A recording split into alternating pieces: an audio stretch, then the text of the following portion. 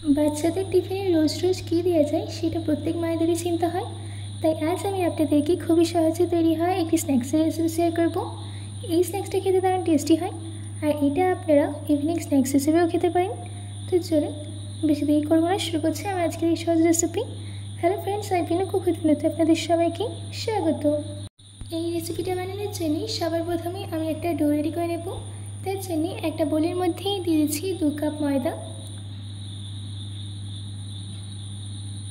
দিচ্ছি স্বাদ মতো নুন, 1 চামচ চিনি, 2 চামচ গুঁড়ো দুধ,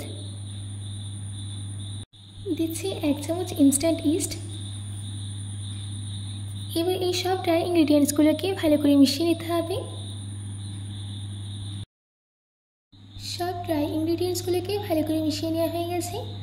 এবার অল্প অল্প জল দিয়ে ভালো করে মিক্স করে নিয়ে একটা স্মুথ ডো রেডি করে নেব। দেখুন আমাদের এখানে ডোটা রেডি করে নেওয়া হয়ে গেছে। এবার আমি এই ডোটা থেকে রুটির সাইজের লেচি কেটে নেব।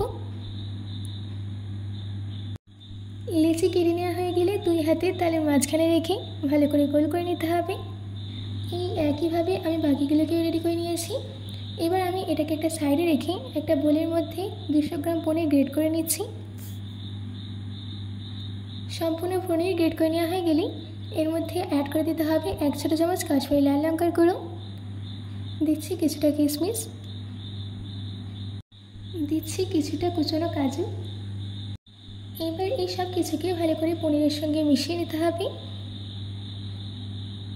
দেখুন আমাদের এখানে স্টাফিংটা একদম রেডি। এবার একটা বল নিয়ে হাতের সাহায্যে বাটির মতো শেপ দিয়ে দিচ্ছি। তারপর এর মধ্যে পনিরের স্টাফিংটা দিয়ে দিতে হবে। আমি এখানে 1 চামচ পনিরের স্টাফিং দিয়ে দিলাম। তারপর এইভাবে আস্তে আস্তে মুখটাকে ভালো করে বন্ধ করে দিয়ে আবারও ভালো করে গোল করে নিতে হবে। দেখুন একটা রেডি করে নিয়েছি। এইভাবেই আমি বাকিগুলোকেও রেডি করে নিলাম। এইবার আমি এগুলোকে ভেজে নেব। তার জন্য আমি মিডিয়াম ফ্লেমে তেল গরম করতে দিয়েছিলাম। তেল গরম হয়ে গেলে একে একে এগুলোকে দিয়ে দিতে হবে। এবার এই স্ন্যাক্সগুলোকে উল্টে পাল্টে ততক্ষণ ভেজে নিতে হবে যতক্ষণে এর মধ্যে একটু সুন্দর গোল্ডেন ব্রাউন কালার চলে আসে। দেখুন আমাদের স্ন্যাক্সের একটা সাইডের মধ্যে একটু সুন্দর গোল্ডেন ব্রাউন কালার চলে এসেছে। আমি অপর সাইডে উল্টে দিচ্ছি। আমাদের এখানে স্ন্যাক্সটা একদম রেডি। এবার আমি এটাকে তেল থেকে তুলে একটা প্লেটে নামিয়ে নিচ্ছি। আমাদের এখানে সব স্ন্যাক্স রেডি। এবার আমি আপনাদেরকে ভেঙে দেখাচ্ছি। দেখুন কত সুন্দর সফট হয়েছে। আশা করছি আমার আজকের এই স্ন্যাক্সের রেসিপিটা আপনাদের ভালো লেগেছে।